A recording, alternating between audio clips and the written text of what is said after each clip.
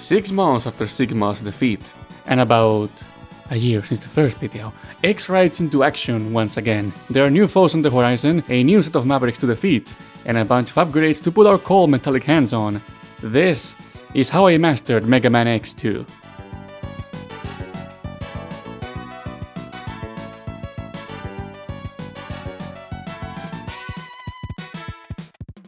Hello there ladies and gents, this is your usual host BurnCrowSP, and I hope you're ready for some action because the RetroAchievements set for X2 is quite a step up compared to the first game.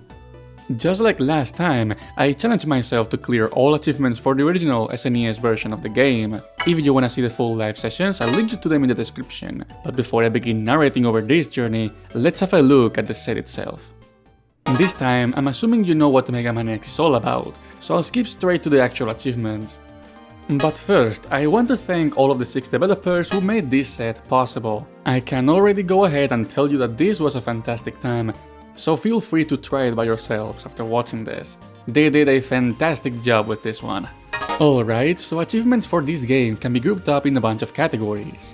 We have progression achievements, which you'll obtain as you play the game by default, so everyone who sees the credits will have these 13 badges.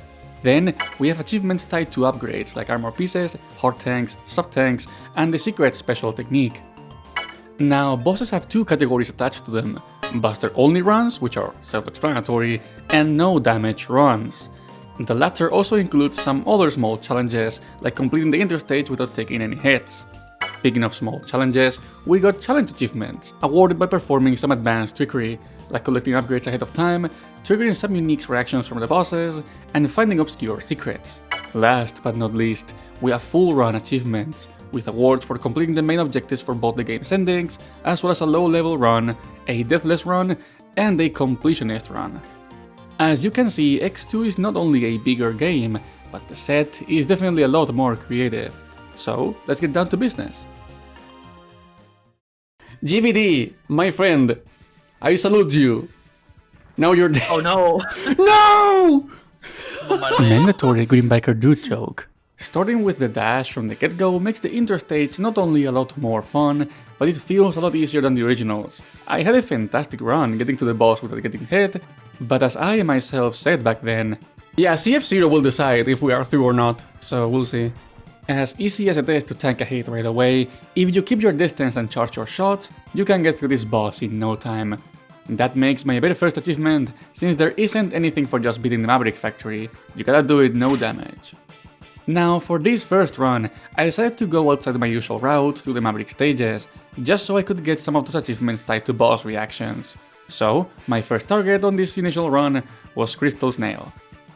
Right off the gate, I used the right armor to pick up this stage's hard tank, and the next step was clear in my mind. I'm gonna attempt to do the strat where you take the armor into the boss, the mini-boss. There are multiple ways to get a no-damage fight on the mini-boss, but without using glitches, the most reliable strategy is to take the armor to this vertical shaft. I am pretty sure this is not intended, but if you tap the jump button in a certain rhythm, it is possible to get enough height to make it to the top. Just make sure you don't destroy all of the crystal blocks. Once you make it, you can rush towards the mini-boss and Coche Amarillo punch him into oblivion. After this, you'll be forced to leave the armor behind, but worry not, because at the end of this section, you can drop down this pit, go left, and grab the headpiece of the second armor. Certainly more useful than the X1 counterpart, but it's still the least interesting part of the set. From there, I got to the end of the stage as usual. Since this was my first pick, I was gonna have to face Crystal Snail just using the Buster. Thankfully, he is far from being the hardest boss in the game. Just be mindful that every time you land a shot, he will quickly counter with his Crystal Hunter attack. Also, try to keep your distance, since the crystals will spread in different directions as you travel forward, giving you a chance to sleep over them. If you happen to get caught, you can mash your way out, no problem. Focus on all D-pad directions and both Y and B buttons. When below 50% health, he will enter his second phase, where he gets access to a move that slows down time, making his shell charge a lot harder to dodge. But once you know that he tracks your exact position, you can lure him to the top of the screen and dodge it with ease.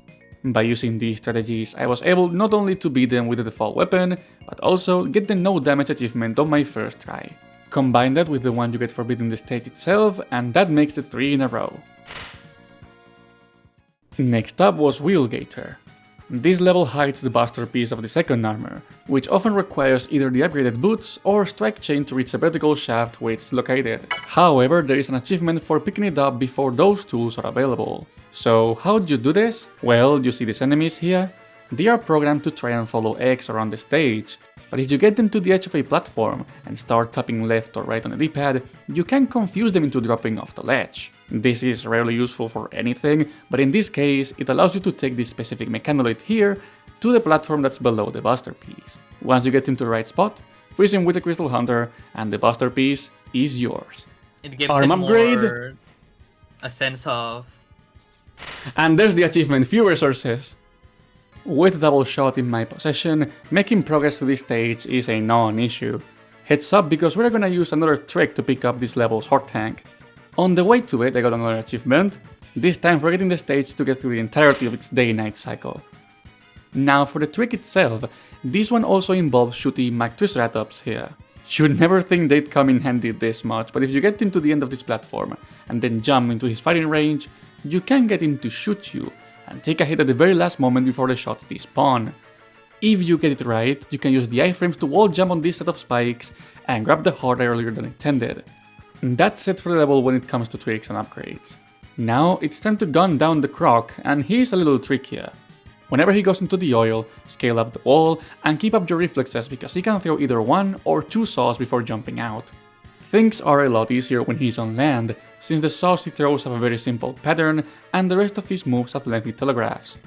Even better, the double shot goes to iframes, so always keep a charge ready and hit him hard when he's open for it. I was able to get a busted only no damage run again, so I'm sure you can do it too. Get that counter ready because we're ticking it up by 3 again. From this point onward, the good ending quest is available, and I was ready to search for the X-Hunters.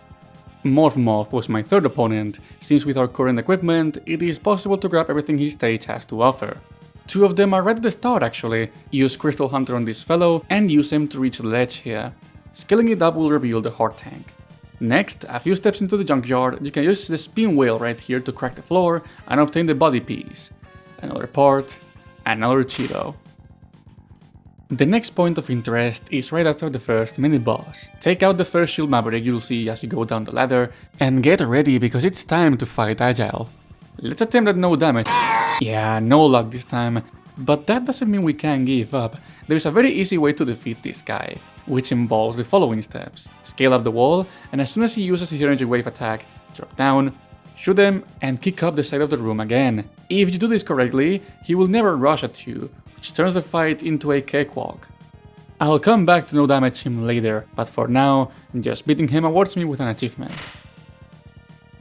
I went on to gun down more scrap metal, defeat another one of those Telefonillo looking guys, and got ready to face the mighty morphing power Moth. This fellow has 2 very different faces, and we're going to trigger that change in a very interesting manner. Usually Moth will break free from his cocoon after you get his health below its halfway point, but if you wait long enough, that transformation happens naturally. Doing so awarded me with another achievement. You'll have to gun down his second phase using only the buster now. Stay on the ground and keep dashing left and right to avoid the dust he throws at you.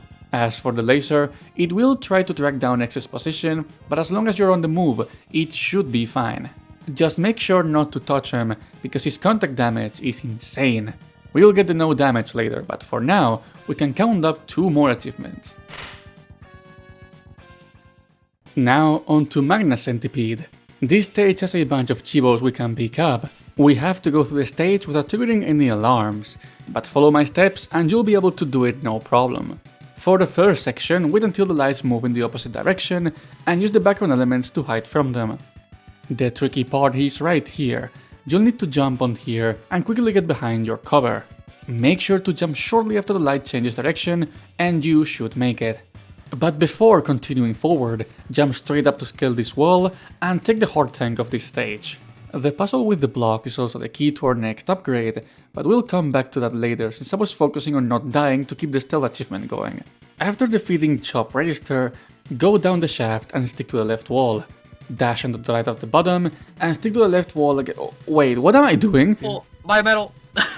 No! What? Yeah, it's been a difficult stage. We will come back stronger. I rushed through this section with the block before they covered the entry to the next X-Hunter. This is Surges, and he's a very annoying opponent. Luckily, there's a way to cheese him into a no-damage fight, but for now, I chose to fight him normally. I am doing so because getting a game over will make the X-Hunters move, and if they do so enough times, you can get locked out of the good ending, so be careful. Fighting Surges with a double shot and the body piece takes no effort at all, and that gave me the next achievement on the line. Okay, now through the mini-boss without issues, and on to Magna Centipede. This guy is a little tricky, but we are not going to beat him busted only, because by shooting him with the Silk Shot, we get one of those boss reaction achievements. Without his tail, he loses his most dangerous attack, so taking him out wasn't that much of an issue.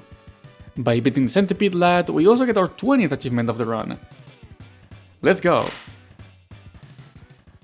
Next up, we are diving into the sea to hunt down both Bell Crab and Violin, the last of the X-Hunters. This level also has some fun tricks to pull off, but first, make sure to kill the mechanical fish immediately. It's gonna be important for later. Since we don't have Sonic Slicer, Giga Crush is a good alternative to one-shot them. Okay, now right below the first red gate, you can charge up Silk Shot to activate one of the secret energy farming spots, awarding you with an achievement. Now scale up the wall on the right and dash wall jump to the left to reach a missile that will take you to this stage's Sword Tank. The next upgrade in this level would require a second visit, but we're going to do another one of those funky strats. By using a combination of a glitch and a developer-intended leftover mechanic, we can get this sub-tank without being forced into a revisit. Place yourself here, face left and start walking. As soon as X hits the slope, jump and you'll notice that you get a ton of height. Remember, you gotta be walking for this, as dashing makes the glitch just not work. Okay, by using your extended jump, you can reach this wall, make your way up, and once you're here, mash the jump button to hop above the water and reach the sub-tank. As a fun fact, you can hop on the surface of water because developers wanted to have this as an upgrade for X. Inafune asked for this to be removed, possibly in exchange for the air dash, but the dev team chose to keep it in the game as a funny secret. Anyway, perform those steps and you will get your third sub-tank a little earlier than expected. Not much left to go for this level, but remember to scale up the wall before the shuttle that takes you inside the base. By doing this and having killed the fish prior, you can enter the room where Violin is hiding. I won't be attempting a no damage run right now, because this guy is easily the hardest one. He only has two moves, throwing around the wrecking ball and shooting bullets from the ground or mid-air. The issue is that the spiked wall has no set pattern, relying entirely on RNG, which means there will be times where it's nigh impossible to react to what he's doing. Use charge shots on him, use your sub-tanks if needed, and you will get an achievement for beating the last of the X-Hunters. Now, the not giant enemy crab is the easiest boss in the game. You can lock his pattern in place by jumping over him, unleash a charge shot, and then repeat. I missed the no damage because of some goofy mistakes, but this is literally the optimum strategy to do so. After he was down, I got 2 more achievements on the back. And also, by beating this stage, I also had all 3 of Zero's parts, so the good ending is now ready for us. I just had to beat the rest of the game. For that though, there are still 3 Mavericks waiting for a fight, with Overdrive Ostrich being the upcoming target. Let's break down this one real quick. Dismount the bike at this spot, use Spin Wheel to break through the rocks, and get Silk Shock ready because behind them, there's another one of those farming spots, and another achievement to pick up. Now get on the bike again and floor it, because we're going to need it for the upcoming Chibo. Kira's live, I think. I'm dead. Actually, don't worry, we'll come back for this one later. Now we can pick up the final armor upgrade. Use Spin Wheel here and get your cool boots, and the achievement that comes bundled with it. 2 of them actually. Let's knock out my cousin now. He has 3 moves and they are all very easy to differentiate. If he stops running, he's gonna either charge or jump at you. So whenever he gets ready, get far away and react accordingly. As for the Sonic Slicer move, place yourself right below him, and the moment the projectiles are ready to drop, run forward and you'll be perfectly placed to dodge it. I did mess up my positioning on one of those, thus failing the no damage run, but by beating him using the Buster, we added 2 more Chibos to the count. 2 more to go and now heading towards Flames Tag. Right at the start, I hop onto the Turbo Beetle here to get a lift up to the second sub-tank of the run. Once you get to the first vertical shaft, it's time for one of those mini challenges. I'll let this one play out as it's fairly simple, and here's some good advice from Tosomi. There's this thread I do for getting the heart. Charge the wheel, so you can kill the pillar guy in just one shot.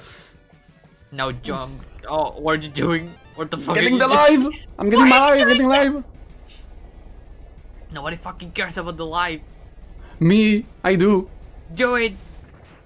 Got him! That was the best strat I came up ever when I was... Yeah. Oh, Timo, let's go! When I was 70. Alrighty, there's nothing else to grab inside this stage, so just playing normally is enough to take you to the end. In fact, this is a good stage to put Sonic Slicer to good use. As for Flames Tag, he's like X1 Sigma, except a lot easier. Stay on the ground and use the walls to avoid him if he tries to dash into you. I, once again, messed up the no damage fight on my first go, but worry not, there's time to try that again later. For knocking out this final boss wannabe, we get 2 more achievements and a very cool weapon. We saved the easiest for last. Time to tackle Wire Sponge. But first, I thought this would be a good time to head back into Magna Centipede and try the stealth achievement again. That, and I needed to grab the sub-tank we missed before. Follow the same steps as last time, make good use of your air dash, and remember to go fast through this last section with these blocks. That way you can ride the very last of them and make your way to this vertical shaft, leading into the sub-tank. Now for the stealth achievement, the last section is easy, just stay on the left wall for the first bit, then move to the right. Slide down the wall just a small bit and then use your air dash to make it back to the left wall. If you manage to get past through all of that, congratulations, you can now freely drop down and make it to the mini-boss to claim your achievement. And speaking of that, defeating this mini-boss without taking damage and only using the Buster awards you with another achievement. Now for real, time to knock down Kevin Cucumber here thing. This is the easiest thing to get, by the way. Yeah. Okay, all heart containers, there we go. That wraps up the heart tank hunt. Here's something not many people get to see throughout the MegaMan X2 playthrough. You can use different weapons to these climate control devices to cause a variety of effects on the stage. Speed Burner increases heat, Bubble Splash creates rain, Crystal Hunter gives you a thick fog, and Strike Chain removes all weather effects altogether. But of course, for that we need to kill the sponge. The last sub-tank is up here, climb up the wall and make it to the right to get another cheapo. We are meant to destroy Wire Sponge with Sonic Slicer, so we can see the last of those special boss reactions. I was able to do it no damage as well. Here's how the fight went. Oh, guys, fun fact, did you guys know that in Tower of Burder, this guy shows up in CX Advent? Yeah, that's true. Yeah. Can you jump? The dead boss. For some reason, of all bosses in this game, just this guy. I don't know why. It's funny, I guess. They don't even recycle the sprite like they did. He should be almost like they did in Zero, like with the Zero series. They just fucking made something else, and it was huge. There we go, and he should. Yeah. He's not splitting in half. Yep, the charged version doesn't work. Silly me, I guess. Anyways, revisit this place, spank that crystal with all 4 weapons, and grab the 39th Chibo of the run. With all Mavericks being dealt with, the secret base of the X-Hunters is now ready for us to conquer. These stages bring a decent increase in challenge, but with X being fully geared up, we have an advantage over our foes. There was an achievement for getting a secret life or something like that. Oh, my number 9! I mean, having 9 lives also helps, not gonna complain. This stage brings back many elements from the Maverick factory at the start, but with careful usage of our weapons and upgrades, I managed to make it through and get ready to fight Violin once again. He's almost the exact same as last time, only he now has the ability to spawn these Joku Block wannabes that modify how his symbol moves around. And he's as random as they used to be 40 minutes ago. I was a bit luckier on the next attempt, while also switching to using his weakness, Bubble Splash. Defeating Violin for the last time gives us another achievement, and opens up the way to the next part of the fortress.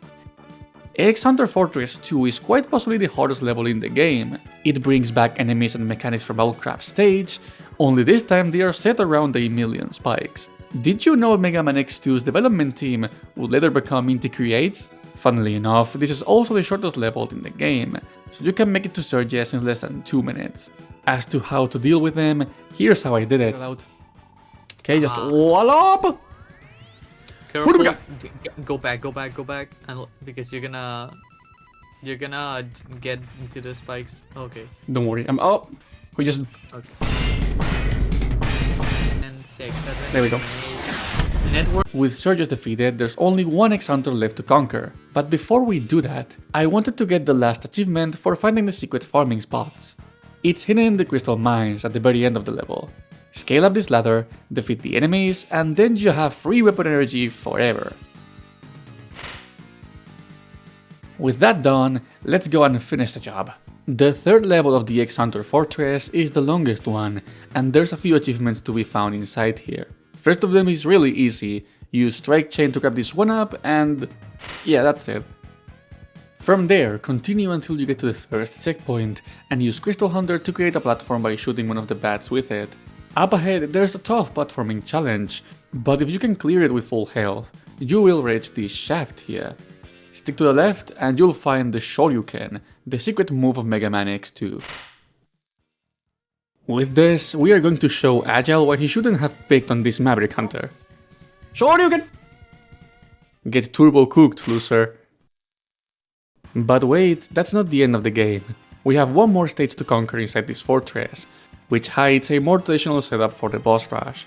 8 teleporters with all of the Mavericks back at full power. There's a challenge achievement in this stage, however, which requires us to defeat all of the bosses without recovering HP and only using the X-Buster. Along the way of trying to beat this challenge, I got 3 achievements for defeating Magna Centipede and Wire Sponge using only the Buster. Unfortunately, the challenge run died to Ostrich, but we'll be back to trying this again later. With the boss rush conquered, we have properly finished X Hunter Fortress 4, and we got the second to last progression achievement of the run. Now it's time to head for the final stage, which will look familiar to you because it's a revisit of the first chunk of the central computer level. Once you hit the place where the sword mini boss used to be, you'll encounter Sigma accompanied by... Zero? I guess that's not gonna happen today, Sigma. Yeah, we're on the good ending route, so the real Zero comes in to help us during the final stretch. Get ready for the final battle, because here's Neo Sigma. He is as menacing as his X1 encounter, with very fast moves and a decent variety of tricks up his sleeve. Thankfully, all of them have a consistent pattern. Whenever he's on the ground, stay close to the walls to avoid his close range slash. He will then jump up the walls and teleport above you. When you see him appear, dash to the opposite side of the screen, scale up the wall, and repeat. His other attack has been summoning these spark balls, which will home in X's position. There's a trick to dodge these though. The spark balls will always start flying towards you in clockwise order, so try to lure the first few ones to the top of the screen and then drop down to dodge the rest. Whenever he gets below 50% health, Sigma will start charging up to shoot out his shockwave move. Same as always, the moment you see him glow, scale up a wall and you will be safe. He's weak to Sonic Slicer, so retaliate with it after every attack and you'll see him drop to his knees in no time. Now onto the final phase of the fight, the Sigma virus. Try and get a Shoryuken on him at the start, and then use Strike Chain on him until he's toast. With the full armor and 4 sub-tanks, you are definitely not dying to this fellow. Game is over, Mr. Proper. Yes! We just uppercut inside his brain. With that, my very first pass to MegaMan X2 was done. I was truly surprised at being able to knock out more than half of the set in just one playthrough, which means you can surely do the same if you try and use the same strategies as I did, or maybe even more. Although, despite performing a completion run right out of the gate, I wasn't done for that session. There were multiple achievements I couldn't get on the first run, mostly because I didn't meet the necessary requirements, or due to me goofing up in a silly manner. So the first thing I did after beating the intro stage was to head straight to the central computer. I avoided getting caught during the first section to grab the heart tank, now bundled with an achievement. And then I cleared the block section quickly in order to use the very last one as a platform and grab the sub-tank. With that out of the way, I was eager to try the boss rush challenge again, so I pulled up a password to get me to X Hunter Fortress 4 and hopefully clear it this time. This challenge run started very well, with an extremely clean flame stack fight that got me his no damage achievement. Okay, one more shot. No damage, baby! Let's go! Nice. I was very proud of that one, okay? Bubble Crab was a little intense, but I beat him without taking too much damage. I can't say the same about Wire Sponge though. I had a terrible fight against them, which definitely put me in a tight spot. Nonetheless, I think that was my wake-up call to actually start locking in, because I beat Will Gator without taking damage, followed by a mostly clean Overdrive Ostrich encounter. Next was Magna Centipede, which was a complete drag of a fight. But by staying away from him and being very careful with his grab attack, I cleared another no damage fight and got myself another achievement while at it. Things got tense after Crystal Snail, who left me with just 2 points of health for the remainder of the boss rush. Wow. I have never seen him do that. Yeah, it was another fluke of an attempt. That Wire Sponge fight was truly atrocious, and that hurt me in the long run. But come on, you didn't come here to see me fail. I was going to attempt this one more time. Nice. That's a lot of damage! Okay. Okay. Nice. Okay.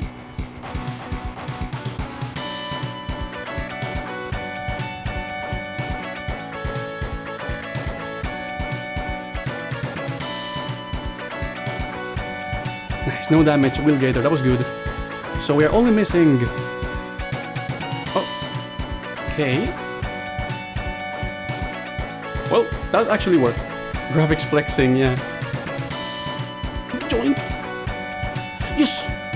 Oh, what happened? Yes! Yes, baby! Okay. So I think we're gonna leave it at that. That, my friends, wrapped up the very first achievement hunt session. 57 of them in about 3 hours was quite a feat, leaving me with only challenge runs and some miscellaneous stuff for the upcoming sessions. It was only gonna get harder though. The second session was up, and it was the moment to start grabbing some of those tough achievements. First things first, I wanted to clear the rest of the no damage achievements, so I entered the boss rush password and went immediately into Overdrive Ostrich's capsule. And by applying the same tricks I was using up until this point, I was now able to get my prize. Next up, Morph Moth. The first phase is what you should worry about. Use Speed Burner to keep dealing damage as quickly as possible. The easier it will be to complete the challenge. The most dangerous attacks are the one where he shoots debris and the rotating scrap he can launch. Positioning is key for the first one, and for the second, always keep a charge attack with Speed Burner ready. Phase 2 is a lot easier. Stay on the ground, and as soon as he stops charging, use a charge Speed Burner to reset his pattern. Do it a second time and the fight will be over. Bubble Crab time! He gave me a ton of trouble. Yeah, despite knowing how to loop him, I guess I was lacking the skill to pull it off that day. Thankfully, by constantly jumping over him and taking a very risky dodge, I ended up managing to beat him unscathed. Now comes an interaction achievement. Just need to use Magnet Mine on Crystal Snail and you'll see the Chivo popping in. The next one is also related to Crystal Snail, since we gotta beat him without letting him re-enter his shell. Something that apparently only works on his own stage. Simple enough, dash into the shell to knock it away, and keep in mind he'll keep out-targeting it. Then, after another password, the target was to slice Kevin Cucumber here in half. For that, I gave myself Sonic Slicer, went into his stage, and made sure to never charge my weapon this time. With the Cucumber being cut, I was done with the easy part. It was time to attempt the no damage runs on the X-Hunters, which range from tough to very annoying. The first one in line was Agile. A few moments ago I told you about the loop you can perform on him by just jumping, so if you keep up that rhythm, you'll clear him with no issues. Unfortunately, his other two fellows are not as simple. Violin requires a lot of luck to beat no damage. The only advice I can give you is to stay as far away as possible, and to pray he doesn't use a pattern while he'll immediately target you. The bullets on the other hand are very easy to avoid. This took me a long time, but by having him spawn on Wheelgator stage, retries are super easy thanks to this respawning 1-up. Whenever he wants to cooperate, you'll clear him and move on with your day. Then Surges has a complex fight, but thankfully there's a cheese available. By using the charged version of BurnCrowSP's weapon, you can keep him on a loop with the proper timing. The trick is to knock him down and then jump at him slightly before you see him go back to his standing pose. Keep it up and you got it. With the X-Hunter achievements being dealt with, here comes one of the biggest hurdles of the challenge. I present to you the Xtreme Dedication run. Also known as the low percent run, this ordeal is simple enough to understand. Complete the game without collecting a single upgrade. That means no hearts, no sub tanks, no zero parts, or any of the 4 pieces of the second armor. Given the circumstances, the key to get far into the game under this rule set is to have a decent amount of knowledge about X2.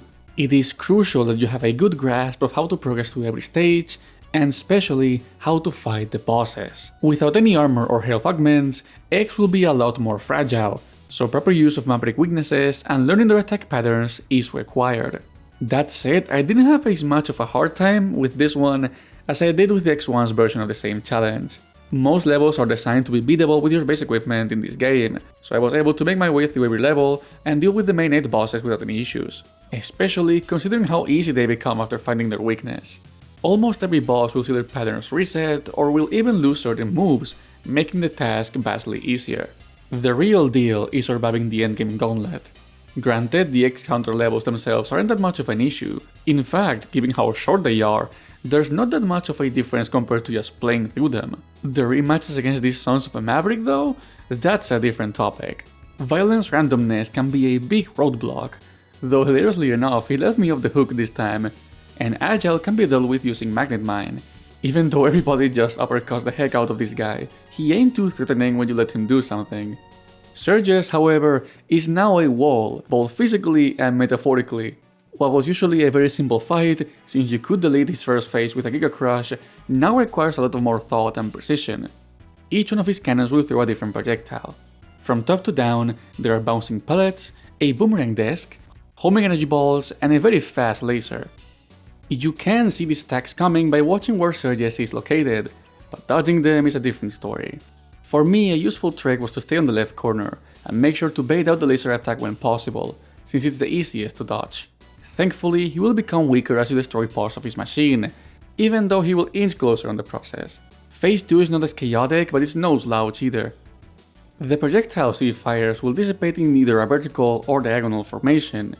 These 2 types of shots will always alternate between each other, so with careful positioning and if you keep track of what's coming next, it becomes a lot more manageable. Make sure to shoot him rather than the cockpit, and eventually he'll be toasted. Take that! You absolute crappy wily wannabe! Got him! Next up's the boss rush, which, again, isn't that much of an issue thanks to how easy it is to decimate these Mavericks with their weaknesses. After that, it's time to revisit the central computer and put an end to the run. Nonetheless, now that we don't have Zero's parts collected, it means he will become a part of the final sequence of fights. Worry not, his pattern is quite simple. Zero has 3 different moves he can use: a succession of 2 charged shots and a saber beam, a dash, and a ground punch that raises rocks into the air. He will often use them in that very same order too, so the walls are your best friends in this case. Climb up to them as soon as you see him start attacking, and kick away when he dashes towards you. Zero's weakness is the speed burner, though you'll need to be careful since he can guard to block any damage, making you waste ammo. Only shoot him when he's not standing still. After you deplete his health bar, he'll come back to his senses and open a path for you. Given this is also the first time we beat him, it will award you with an achievement. Now, Neo Sigma. Oh boy! He posed a decent challenge when fought at 100%, but now 2 touches from any of his attacks will be lethal. And remember, you have to fight Zero, his Neo form, and then the Sigma virus in one go. This makes for a brutal final stretch. Even though Zero and Sigma have predictable patterns, Virus Sigma on the other hand... Okay, that wasn't great, but...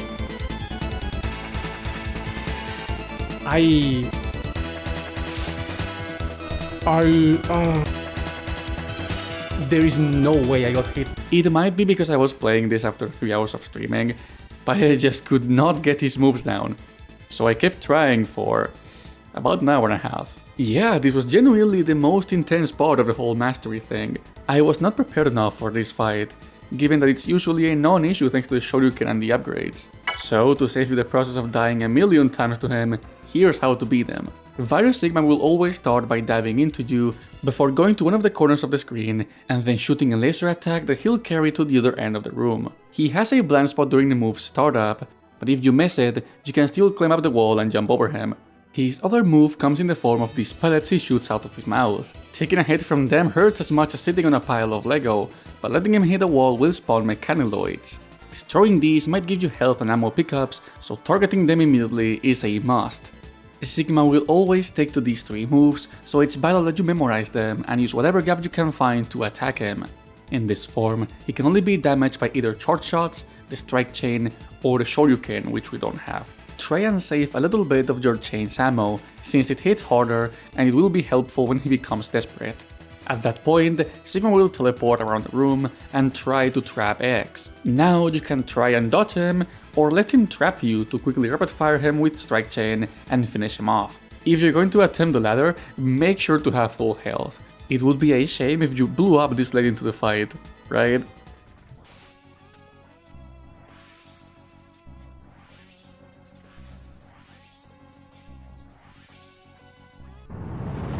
Cómete esta, mega abollao, muajajajaja.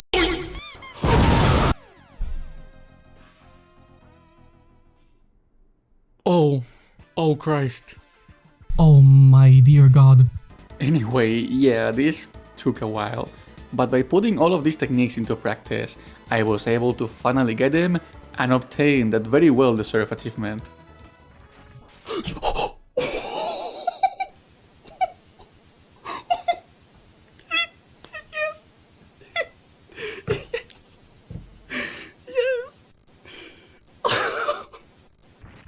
Oh my freaking god. Yes. Yes. That was the end of session 2. After 4 hours and a half, I was somehow able to round up all of the no damage fights and finish the very difficult low percent run, reducing the list of pending achievements to just 2. The day I could finally master MegaMan X2 was not far away. Refreshed and with some good hours of sleep on my body, I came back to the game for the final mission. Complete the Deathless run and grab the overdrive ostrich heart tank without dying in the process. I was insane enough to try and do both at the same time, and shockingly, I pulled it off on my first try. The trick is to slide the bike at this exact position. Try to take a good reference for yourself, and if you miss it, as long as you're not going too fast, it's easy to brake and try again. But well, now the only thing I had to do was reach the end without kicking the bucket. It was time to show those Mavericks who's boss.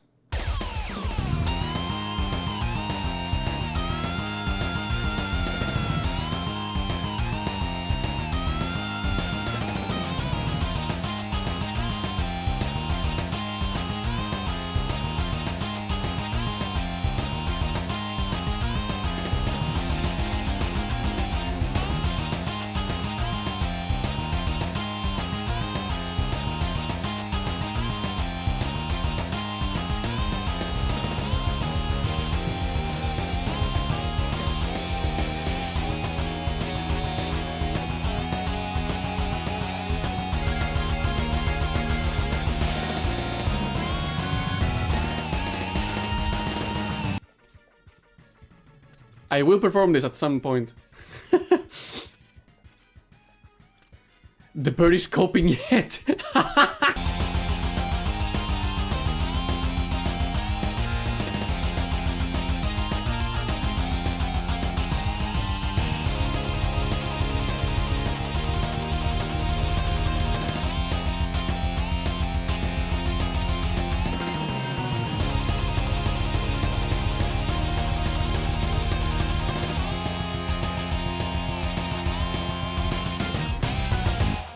Do it. Oh.